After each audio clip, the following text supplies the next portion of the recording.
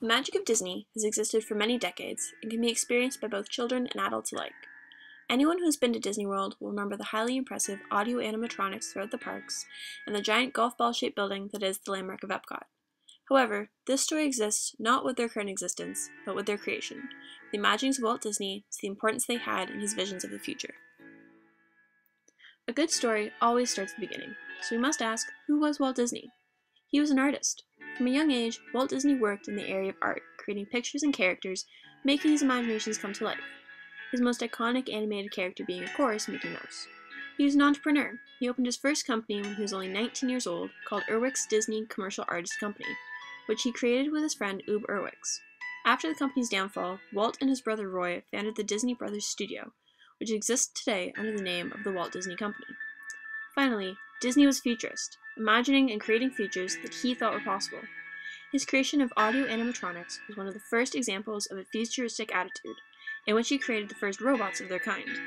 However, it was Epcot that was a true display of his futuristic ideas, the creation of a fully sustainable city which unfortunately was never able to reach its full potential before Walt Disney's death. Walt Disney's vision for the future existed in the idea of future amusement parks, which stemmed from his own personal observations while taking his daughters to various theme parks.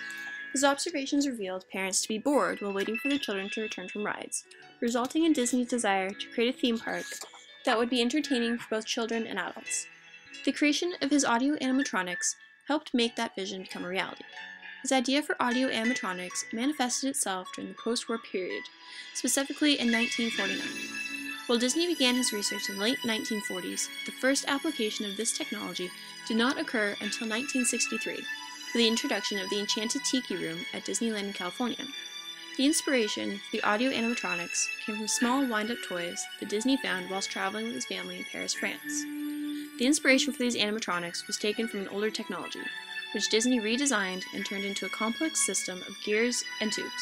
This is similar to the themes that exist in David Egerton's Shock of the Old, in which he discusses new technologies forming from the basis of older ones. Walt Disney was fascinated with the simplistic design of the small toys, and how such a simple mechanism could create movement. This led to the creation of the mechanical birds used in the Enchanted Tiki Room. Disney and his mechanists found it easier to create animatronics in the shape of animals due to their more limited amount of movement, as opposed to people, which have much more intricate movements. After the success of animatronic animals, Disney had the desire to push this technology further. This desire led the Disney Corporation to participate in the 1964-1965 World's Fair, in which Disney wanted to create realistic representations of both people and animals that could move, speak, and sing like the living creatures they were portraying.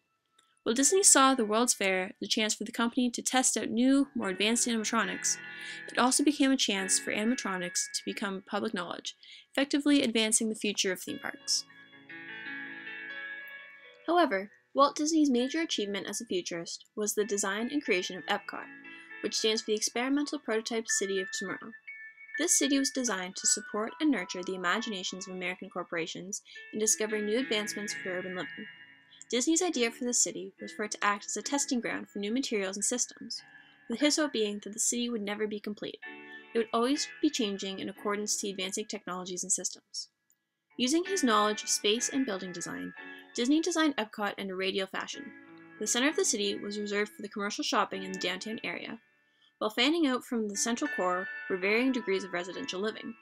The city would also possess an area of green space which Disney named the Greenbelt.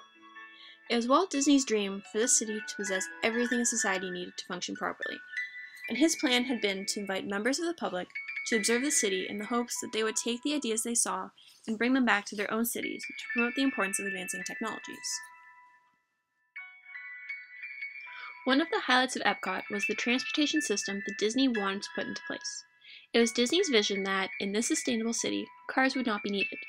His desire for this city, as well as others he hoped would be created as a result of his design, was that a majority of transportation would be foot traffic, while the rest of it would rely on his People Mover system as well as the high-speed monorail. The People Mover system was designed to effortlessly move people around the city, allowing streets to remain clear and uncluttered. The lack of cars also allowed the city to look clean and organized, as there was no need for traffic lights of any kind. The high-speed monorail was to be used as a means for people to visit the attached theme park which Disney had envisioned. His ultimate vision for the city was to make living as easy as possible, while providing an area for corporations to continue to advance the technologies and systems required in urban areas. Unfortunately, while the prototype was still in the process of being designed, Walt Disney died of lung cancer. After his death, the Disney company directors decided against building Epcot as they believed it to be too risky. The Epcot theme park that exists today is a model of Disney's original design.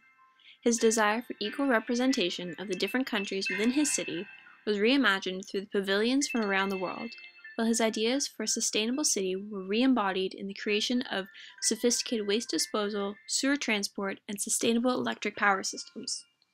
While Disney's original design was not created, the Disney company turned his design into a permanent World's Fair, with the main focus being on technologies and visions of the future. While Walt Disney's animatronics continue to amaze, it is the recreation of Epcot that is truly inspiring. By turning it into a World's Fair, the origin of his visions have followed his legacy into the future, continuing to inspire young futurists to have their own visions and predictions of what the future might bring.